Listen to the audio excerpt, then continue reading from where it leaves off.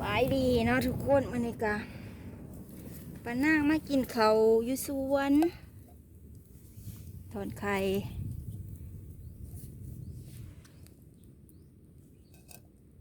สิถอนไข่กินกับตามบักฮุง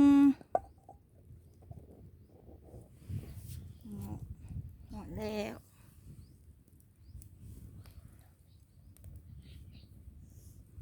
มันใส่หน่อยนึง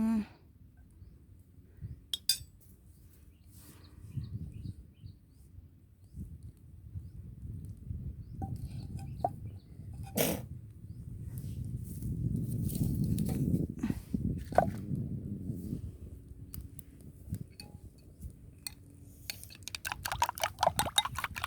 ่ายมันหอนจังหน่อยเนาะจังหน่อยแล้วก็เอาไข่ลง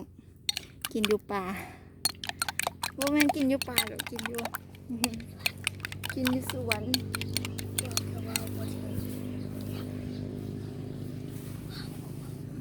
หอนเดวเอาไข่ลงใส่